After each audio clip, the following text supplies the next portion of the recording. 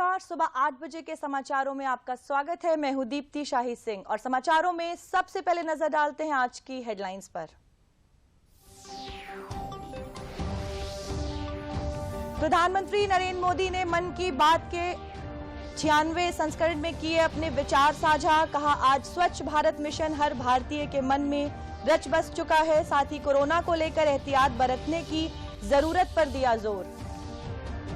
मुख्यमंत्री योगी आदित्यनाथ ने रविवार को लोक भवन पर डायनामिक फसाड लाइटिंग का किया लोकार्पण। कहा, फसाड लाइटिंग की व्यवस्था भवनों का सौंदर्य बढ़ाती है। इससे आम जनमानस में शासन की सकारात्मक छवि बनती है। मौसम विभाग ने अगले 2 से 3 दिनों तक उत्तर भारत में शीतलहर की दी चेतावनी। पंजाब, हरियाणा, पश्चिम उत्तर प्रदेश में अगले 2 दिन घने कोहरे की जताई गई है आशंका। न्यूनतम तापमान 4 से 7 डिग्री सेल्सियस रहने की है संभावना।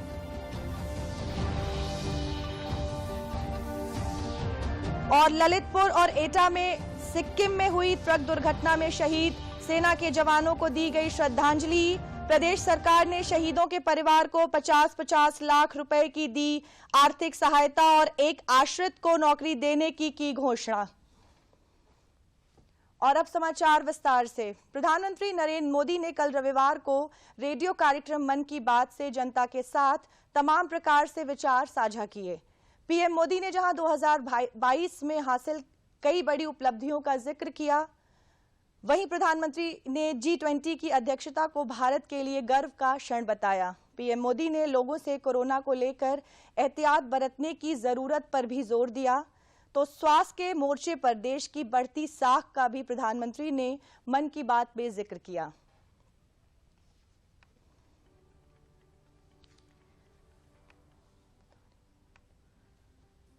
साल 2022 का आखिरी और मन की बात का 96वां अंक प्रसारित हुआ। प्रधानमंत्री ने अगले वर्ष G20 सम्मेलन को लेकर उत्साहपूर्वक दृष्टिकोण अपनाने की बात कही। साथ ही आत्मनिर्भर होते भारत की उपलब्धियों जैसे दुनिया की 5वीं सबसे बड़ी अर्थव्यवस्था बनना, $400 बिलियन का निर्यात, INS विक्रांत के स्वदेश में ही निर्माण पर संतोष जताया। 2022 यानी देश के जन जन द्वारा आत्मनिर्भर भारत के संकल्प को अपनाना, जीकर दिखाना। 2022 यानी भारत के पहले स्वदेशी एयरक्राफ्ट कैरियर INS विक्रांत का स्वागत। 2022 यानी स्पेस, ड्रोन और डिफेंस सेक्टर में भारत का परचम। 2022 यानी हर क्षेत्र में भारत का दमखम। खेल के मैदान में भी, चाहे कॉमनवेल्थ गेम्स हो या हमारी महिला हॉकी टीम की जीत, हमारे युवाओं ने जबरदस्त सामर्थ्य दिखाया। आधुनिक युग में योग और आयुर्वेद की बढ़ती प्रामाणिकता को लेकर किए जा रहे प्रयासों और नवोन्मेष पर उन्होंने खुशी जाहिर की। प्रधानमंत्री ने टाटा मेमोरियल द्वारा ब्रेस्ट कैंसर और योग के प्रभावों की प्रामाणिकता साबित करने को लेकर किए गए रिसर्च को सराहा। वहीं उन्होंने बताया कि देश में इस तरह के कई और प्रयास किए जा रहे हैं। आज के युग में भारतीय चिकित्सा पद्धतियां जितनी ज्यादा एविडेंस बेस्ड होगी, उतनी ही पूरे विश्व में उनकी स्वीकार्यता बढ़ेगी। इसी सोच के साथ दिल्ली के एम्स में भी एक प्रयास किया जा रहा है। यहां हमारी पारंपरिक चिकित्सा पद्धतियों को वैलिडेट करने के लिए 6 साल पहले centre for integrative medicine and research की स्थापना की गई।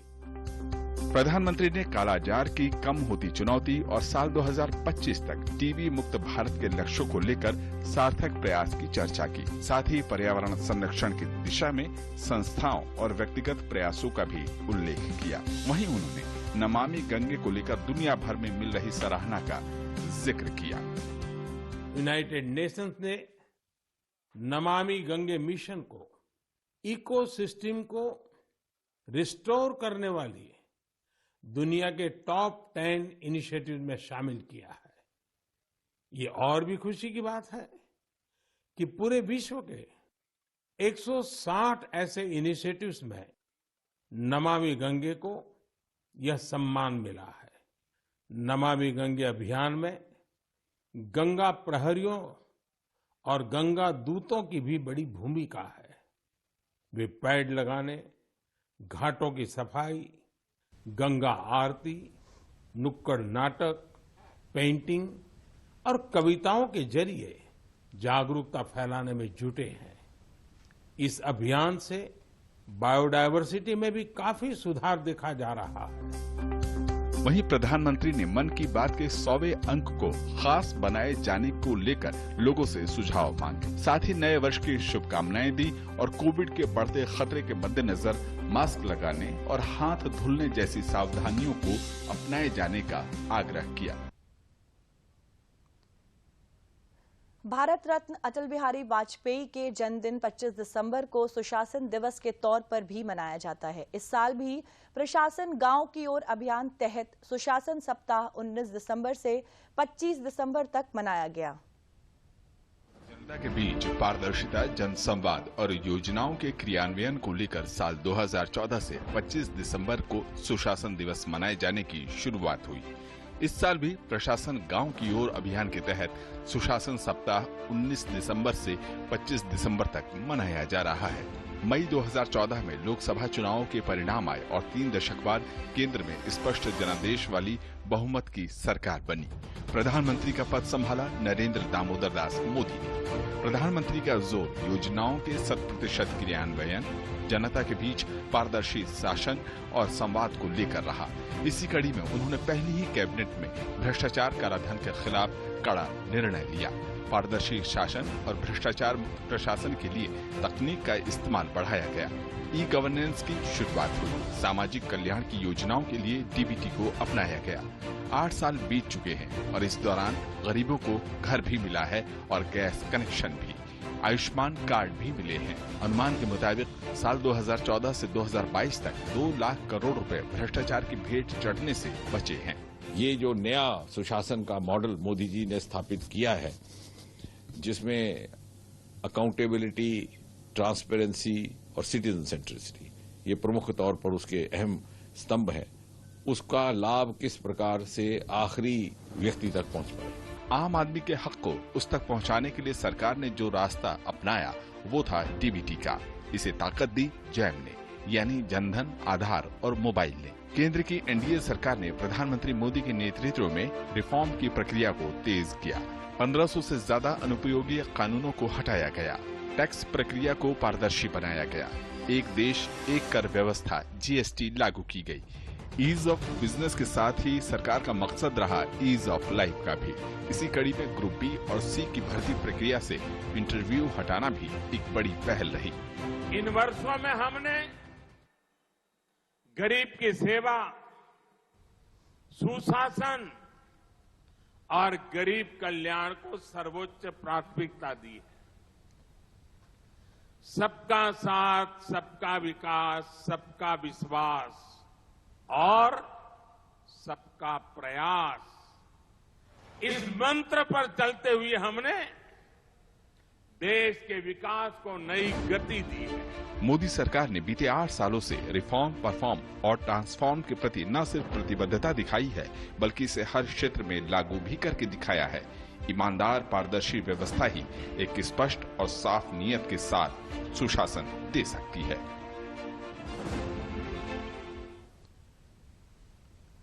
मुख्यमंत्री योगी आदित्यनाथ ने आजादी के अमृत महोत्सव की श्रृंखला में रविवार को लोक भवन पर डायनेमिक फसाड लाइटिंग का लोकार्पण किया। इस अवसर पर मुख्यमंत्री ने कहा कि 11 अगस्त 2022 को विधान भवन में फसाड लाइटिंग का कार्य पूरा हुआ था। तब से लखनऊ वासियों और लखनऊ आने वाले पर्यटकों और नागरिकों के लिए उत्तर प्रदेश का विधान भवन आकर्षण का केंद्र बना हुआ है। उत्तर प्रदेश विधान भवन के बाद लोक भवन प्रदेश की व्यवस्था के संचालन का केंद्र बिंदु है। लोक भवन मुख्य रूप से मुख्यमंत्री कार्यालय और सचिवालय के रूप में कार्य करता है। लोक भवन में फसाड लाइटिंग राष्ट्रीय पर्वों पर की जाती रही है। फसाड लाइटिंग की व्यवस्था न केवल इन भवनों के सौंदर्य को बढ़ाती है, बल्कि इससे आम जनमानस के मन में शासन की सकारात्मक छवि भी बनती है। लोगों के मन में सकारात्मक भाव जागृत होते हैं। मुख्यमंत्री ने कहा कि भारतीय संस्कृति में प्रकाश को ज्ञान के प्रतीक के रूप में माना गया है। पूरे देश ने पूर्व प्रधानमंत्री श्री अटल बिहारी वाजपेयी जी की पावन जयंती को सुशासन दिवस के रूप में मनाया है।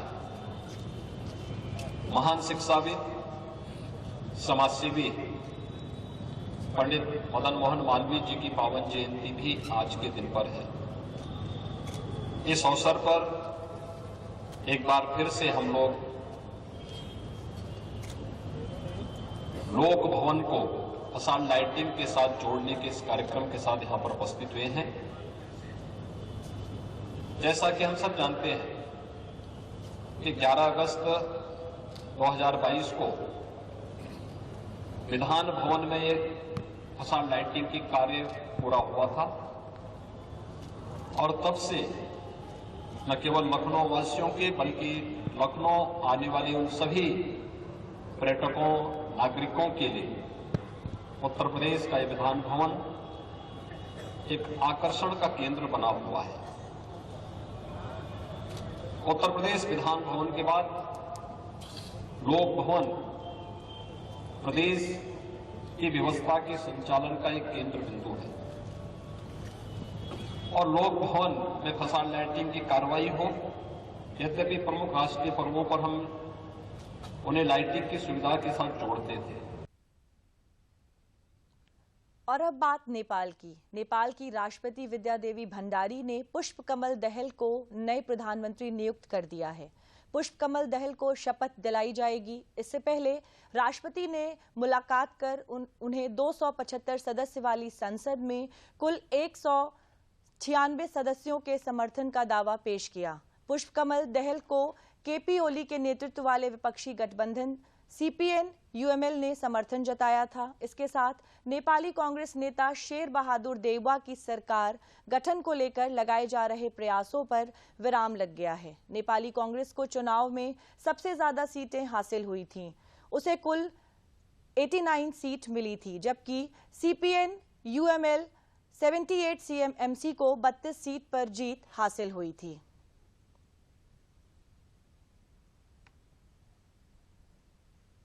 और अब बात मौसम की। मौसम विभाग ने अगले 2-3 दिनों तक उत्तर भारत में शीतलहर का प्रकोप होने की चेतावनी जारी की है। मौसम विभाग के मुताबिक पंजाब, हरियाणा, पश्चिम उत्तर प्रदेश में अगले 2 दिन घने कोहरे की आशंका जताई है। वहीं न्यूनतम तापमान 4 से 7 डिग्री सेल्सियस रहने की संभावना भी जताई गई है। ऐसे में कई राज्यों ने स्कूल बंद करने का फैसला किया है। दिल्ली, बिहार, पंजाब के स्कूलों में 31 दिसंबर या फिर 15 जनवरी तक की छुट्टियां कर दी गई हैं। कोहरे और ठंड के असर को देखकर लोगों से एहतियात बरतने की अपील की गई है। शाहजहांपुर में पूर्व प्रधानमंत्री स्वर्गीय अटल बिहारी के जन्म दिवस के अवसर पर पिछले 25 वर्षों से आयोजित होने वाले जनपद रत्न अलंकरण समारोह का आयोजन इस बार भी कल रविवार को नगर के गांधी भवन में आयोजित किया गया। इस अवसर पर प्रदेश के वित्त मंत्री सुरेश खन्ना ने कहा कि योगी सरकार प्रदेश में निवेश बढ़ाने के लिए विदेशों में रोड शो का आयोजन कर रही है। उन्होंने कहा कि करीब 27 वर्ष पूर्व उनके द्वारा स्वर्गीय अटल जी के जन्म दिवस के अवसर पर शुरू किए गए जनपद रत्न समारोह का आयोजन किया जा रहा है, जिसमें जनपद के हर क्षेत्र से जुड़ी विभूतियों को जनपद रत्न से सम्मानित किया जाता है। ये सम्मान समारोह जनपद की पहचान बन चुका है। इसी क्रम में इस वर्ष एथलीट और उत्तर प्रदेश की राज्यपाल आनंदीबेन पटेल की मुख्य सुरक्षा अधिकारी को इस पुरस्कार से सम्मानित किया गया है। पवन कुमार। उत्तर प्रदेश में योगी जी का नाम बहुत बड़ा है और लोग योगी जी के नाम पर इन्वेस्टमेंट करने के लिए तत्पर हैं। मैं 3 शहर गया था, लंदन, न्यूयॉर्क और सैन फ्रांसिस्को। सभी जगह लोगों ने उत्साह दिखाया और काफ़ी कुछ इन्वेस्टमेंट करने का वादा किया। एमओयू भी किए हैं और विशेष रूप से उसको मूर्त रूप 10 तारीख से लेकर 12 तारीख तक जो इन्वेस्टमेंट समिट हो रहा है, ग्लोबल इन्वेस्टमेंट समिट, उसमें वो प्रदर्शित भी होगा। 500 करोड़ रुपया पीजीआई को सहयोग राशि सलोनी हार्ट फाउंडेशन के रूप में अपनी बेटी की याद में जो फाउंडेशन बनाया उसके माध्यम से पीजीआई का सहयोग करने का एमओयू हुआ है। पीजीआई में भी काम चल रहा है और वो लोग भी तैयार। अटल बिहारी माननीय पूर्व हमारे प्रधानमंत्री जी के जन्म उत्सव पर ये जो प्रोग्राम होता है, इसमें जो सम्मानित किया जाता है, तो बहुत ही अच्छा लग रहा है ये सम्मान पा करके। Thank you sir. मैं खेलों में जो मेरा रुझान था ये बचपन से ही था। वहीं बाराबंकी जिले में भी भाजपा कार्यालय पर पूर्व प्रधानमंत्री स्वर्गीय अटल बिहारी वाजपेयी की जयंती सुशासन दिवस के रूप में मनाई गई। इस मौके पर आयोजित संगोष्ठी में बतौर मुख्य अतिथि जल शक्ति मंत्री स्वतंत्र देव सिंह पहुंचे। उन्होंने पूर्व प्रधानमंत्री अटल बिहारी वाजपेयी को पुष्पांजलि अर्पित कर श्रद्धांजलि दी। उन्होंने कहा कि भाजपा बूथ स्तर पर 6 प्रमुख कार्यक्रम मनाती है, उनमें से एक अटल जी की जयंती पर मनाया जाने वाला सुशासन दिवस भी शामिल है। उन्होंने कहा कि अटल जी का राष्ट्र के लिए योगदान हमारे लिए प्रेरणा का स्रोत है। नेतृत्व हमारे कार्यकर्ता तपस्वी और हम सब गरीब कल्याण के लिए काम करते हैं, गरीबों की खुशहाली के लिए काम करते हैं। ये वंशवाद, जातिवाद, परिवारवाद की पार्टियां नहीं है, ये राष्ट्रवाद की पार्टी है। एक चाय बेचने वाला देश का प्रधानमंत्री बनता है। ये बाराबंकी में भी काम करने वाला कोई कार्यकर्ता कल का प्रदेश अध्यक्ष बन सकता है और राज्य का नेतृत्व कर सकता है, देश का अध्यक्ष बन सकता है। लेकिन उस पदों पर बैठने के बाद नम्रता, विनम्रता, सरलता आनी चाहिए, क्योंकि कार्यकर्ता ही हमारे लिए सब कुछ है। कार्यकर्ता का सम्मान ही जीवन का लक्ष्य होना चाहिए और जनता जनार्दन, हम सब कार्यकर्ता मिलकर जनता जनार्दन की सेवा करना है, यही जीवन। वहीं सूचना एवं प्रसारण मंत्रालय का केंद्रीय संचार ब्यूरो के क्षेत्रीय कार्यालय झांसी में कुलदीप सरस्वती विद्या मंदिर इंटर कॉलेज में सुशासन दिवस पर आजादी का अमृत महोत्सव विषय पर चित्र प्रदर्शनी व जागरूकता कार्यक्रम का आयोजन किया। कार्यक्रम में चित्र प्रदर्शनी का उद्घाटन झांसी सदर विधायक रवि शर्मा और महापौर झांसी राम तीर्थ सिंघल ने किया। विधायक रवि शर्मा ने सुशासन दिवस पर पूर्व प्रधानमंत्री अटल बिहारी वाजपेयी को याद करते हुए कहा कि देश में सड़कों का जाल उनकी दूरदर्शिता का परिणाम है। महापौर राम तीर्थ सिंघल ने कहा कि इस प्रकार की प्रदर्शनी से जनता, विशेषकर नई पीढ़ी को अपनी स्वतंत्रता सेनानियों को जानने का मौका मिलता है। कार्यक्रम में एक प्रश्नोत्तरी प्रतियोगिता का भी आयोजन किया गया, जिसमें 50 विजेता प्रतिभागियों को विभाग की ओर से पुरस्कार देकर सम्मानित किया गया। आजादी के अमृत महोत्सव पर वो अमर सेनानी जिनके कारण से हम लोग आज़ाद हुए हैं, उसको लेकर के एक चित्र प्रदर्शनी लगा करके हम आने वाली पीढ़ी को ये जानकारी करवा पाए कि वो कौन से श्रेष्ठ लोग थे जिनके कारण से ये देश आज़ाद हुआ।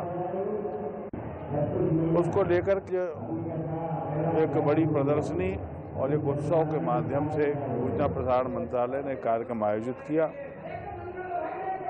निश्चित रूप से इस कार्यक्रम से लोग लाभान्वित होंगे। आने वाली पीढ़ी को बहुत सारी जानकारी और बहुत सारी ऐसी बातें जो लोग विस्मृत कर गए थे उनके ध्यान। अगली खबर हापुड़ से है। हापुड़ में रविवार को पिलखवा क्षेत्र में स्थित आनंदा डेयरी के आनंदा उत्सव में केंद्रीय राज्य मंत्री वीके सिंह ने उत्सव का उद्घाटन किया। राज्य मंत्री जनरल वीके सिंह ने अलग अलग कार्यों में उत्कृष्ट प्रदर्शन करने वाले संस्था के कर्मचारियों को प्रमाण पत्र भी वितरित किए। जनरल वीके सिंह ने कहा कि देश में अब बदलाव आ रहा है। उत्तरी भारत में दिन प्रतिदिन दुग्ध व्यापार में दुग्ध कंपनियां लोगों को रोजगार देने के साथ साथ व्यापार में भी नए आयाम छू रही हैं।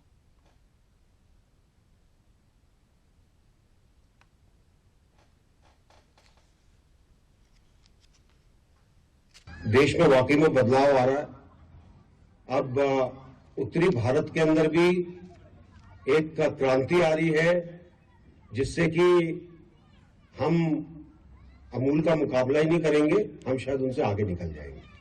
और मुझे पूरी आशा है कि जिस तरीके से आप चल रहे हैं, जिस तरीके से आप अपना काम कर रहे हैं, जिस तरीके से आपने ये पूरा आनंद का जो लोगों को आनंद देने का काम किया है, ताकि सब लोग इसके साथ जुड़ जाएं।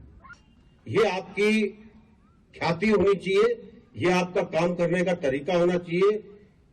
अंग्रेजी में इसको मार्केटिंग बोल लीजिए, पीआर बोल लीजिए, लेकिन ये आपकी एक विशेषता होनी चाहिए। तो मुझे पूरी आशा है कि आप जिस तरीके से अलग अलग जगह प्रयास कर रहे हैं, आप अलग अलग जगह से टेक्नोलॉजी ला रहे हैं, आप इसके अंदर सफल भी होंगे और भारत के अंदर जो प्रोडक्ट आप देंगे उसका मुकाबला और कोई नहीं कर पाएगा। सिक्किम में हुई ट्रक दुर्घटना में सेना के 16 जवान शहीद हुए थे। इनमें से प्रदेश के भी कुछ सैनिक वीर गति को प्राप्त हुए थे। ललितपुर जिले के शहीद हुए सोजना ग्राम निवासी सैनिक चरण सिंह के पार्थिव शरीर के अंतिम दर्शन के लिए भारी जन समूह कल ललितपुर पहुंचा। साल 2004 से देश की सेवा करने वाले शहीद चरण सिंह को राजकीय सम्मान के साथ अंतिम विदाई दी गई। शहीद के परिजनों को जहां 50 लाख की आर्थिक सहायता का चेक सौंपा गया, वहीं परिवार के एक आश्रित को नौकरी देने की घोषणा भी की गई है। वहीं गांव में एक सड़क शहीद के नाम पर रखा जाएगा। चरण सिंह जी जो देश की सेवा करते करते शहीद हुए हैं, इन्होंने 2004 से सेवा की है, देश की सेवा की है और इनके 3-3 वर्ष के एक पुत्री है, एक बालक भी है और हमारे माननीय मुख्यमंत्री जी के द्वारा इनको 50 लाख रुपया सहायता पुरस्कार दिया है और इसमें 15 लाख माता पिता को दिया है और 35 लाख उनकी पत्नी को दिया है और उनके नाम से एक रोड स्वीकृत किया जाएगा जिसमें उनका फोटो और वो लगेगा, उनके नाम का पत्थर लगेगा। वहीं एटा में भी सिक्किम ट्रक हादसे में शहीद हुए सैनिक भूपेंद्र सिंह के पार्थिव शरीर का अंतिम संस्कार किया गया। परिवार के साथ साथ पूरा गांव शोक संतप्त रहा। अंतिम संस्कार में प्रदेश सरकार के प्रतिनिधि के रूप में पहुंचे पर्यटन एवं संस्कृति मंत्री जयवीर सिंह, स्थानीय विधायक सत्यपाल सिंह और वरिष्ठ पुलिस अधीक्षक एटा समेत मौजूद पुलिस और प्रशासनिक अधिकारियों ने शहीद भूपेंद्र सिंह को श्रद्धांजलि अर्पित की। उत्तर प्रदेश सरकार की ओर से परिवार को 50 लाख रुपए का चेक दिया गया, जिसमें से 35 लाख शहीद की पत्नी को और 15 लाख रुपए शहीद के पिता को दिए जाएंगे। परिवार के एक आश्रित को सरकार की ओर से नौकरी भी दी जाएगी और जनपद में अलीगंज से ताजपुर की ओर जाने वाले मार्ग का नाम शहीद भूपेंद्र सिंह मार्ग पर रखने का ऐलान भी किया गया। शहीद भूपेंद्र सिंह सेना की 25 ग्रेनेडियर में 2024 में भर्ती हुए थे, जिनकी तैनाती फिलहाल सिक्किम में थी। उत्तर प्रदेश सरकार की ओर से परिवार के लिए आर्थिक सहायता के रूप में 50 लाख रुपए की सहायता प्रदान करने का काम किया गया है। एक सड़क का नाम भी यहाँ शहीद के नाम पर रखने का काम प्रदेश सरकार करेगी और साथ ही साथ अन्य जो भी संसाधन सुविधाएं, सहयोग और सहायता परिवार के लिए होगी, सदैव प्रदेश सरकार तत्पर। प्रदेश के उप मुख्यमंत्री ब्रजेश पाठक देवरिया के महर्षि देवराहा बाबा मेडिकल कॉलेज में रविवार को समीक्षा बैठक की। देवरिया में अखिल भारतीय विद्यार्थी परिषद के 62वें अधिवेशन में भाग लेने के बाद वह मेडिकल कॉलेज पहुंचे। उन्होंने एबीवीपी के अधिवेशन में आए विद्यार्थियों से अध्ययन मन से करने की सलाह दी। उन्होंने कहा कि विद्यार्थी परिषद राष्ट्रवादी सोच का नागरिक बनाने का कार्य कर रही है। विद्यार्थी परिषद की पूर्वांचल में सदस्य संख्या 10 लाख से ऊपर है और 2023 में यह संख्या 15 लाख से अधिक होनी चाहिए और अध्ययन के साथ रचनात्मक गतिविधियों से जुड़कर राष्ट्र को मजबूती प्रदान करने में विद्यार्थी परिषद महत्वपूर्ण भूमिका अदा करेंगे। मेडिकल कॉलेज के प्रिंसिपल, जनप्रतिनिधि और मुख्य चिकित्सा अधिकारी, डीएम साहब, एसपी साहब बैठ करके कोविड के लिए जो दिशा निर्देश उत्तर प्रदेश सरकार ने दिए हैं उसको अक्षरशः पालन करने के लिए मंगलवार को मॉक ड्रिल है उसके बारे में और अन्य संसाधन को जुटाने के बारे में कहा है। जो भी ऑक्सीजन प्लांट्स हैं, हमारे वेंटिलेटर्स हैं, वो दुरुस्त रहें और कोविड की दवाइयां रहें और बेड हमें रिजर्व करके रखना है। हमें तैयारी पूरी रखनी है। समाज की सभी समस्याओं को लेकर के भारत माता को, राष्ट्र को किस ढंग से मजबूत किया जा सकता है, यदि किसी से सीखना है तो हमें एबीवीपी से सीखना होगा। मैं एबीवीपी के सभी साथियों को, मित्रों को इतने बड़े अधिवेशन में मुझे आमंत्रित करने के लिए आभार प्रकट करता हूं और अखिल भारतीय विद्यार्थी परिषद के अपने मित्रों को इस बात का भरोसा दिलाता हूं, हमारी सरकार पूरे तन मन से उनके साथ खड़ी है और मैं व्यक्तिगत रूप से, चूंकि मैं स्टूडेंट लीडर हूं, समस्याएं अच्छी तरह जानता हूं, हर स्थिति में नौजवानों की समस्याओं को हल करना हम सबकी प्राथमिक जिम्मेदारी है। अंबेडकर नगर जिले के एक विद्यालय में इंटरमीडिएट कक्षा तक के छात्र छात्राओं ने विज्ञान प्रदर्शनी के माध्यम से वैज्ञानिक पद्धति से तमाम मॉडलों के जरिए अपने आविष्कार प्रदर्शित किए, जिसमें ग्रामीण क्षेत्रों में सौर ऊर्जा के माध्यम से बिजली का उत्पादन, दैनिक कार्यों के लिए स्वचालित रोबोट, सीएनजी ऊर्जा के माध्यम से कम खर्चे में वाहनों का संचालन जैसे प्रमुख मॉडल शामिल थे। कार्यक्रम में मुख्य अतिथि प्रदेश के पूर्व मंत्री लालजी वर्मा ने प्रदर्शनी का अवलोकन किया। उन्होंने विश्वास जताया कि विद्यालय के छात्र राष्ट्रीय और अंतर्राष्ट्रीय स्तर पर अपने आविष्कारों के जरिए देश का नाम अवश्य रोशन करेंगे।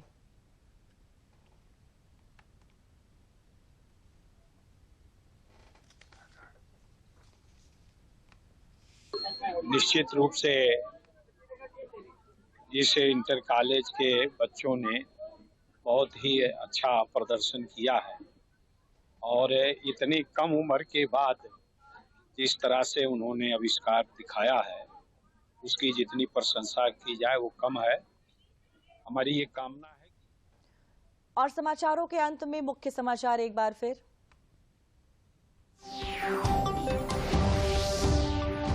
प्रधानमंत्री नरेंद्र मोदी ने मन की बात के 96वें संस्करण में किए अपने विचार साझा।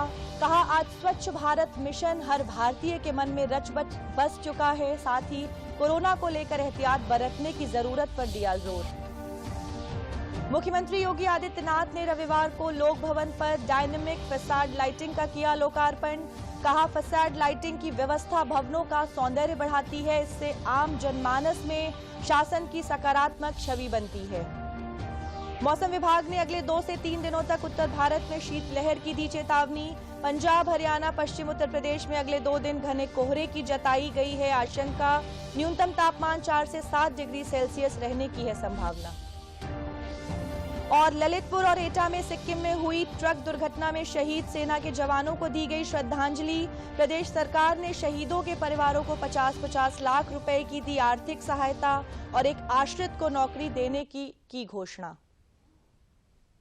इसी के साथ आज के समाचार समाप्त होते हैं। नमस्कार।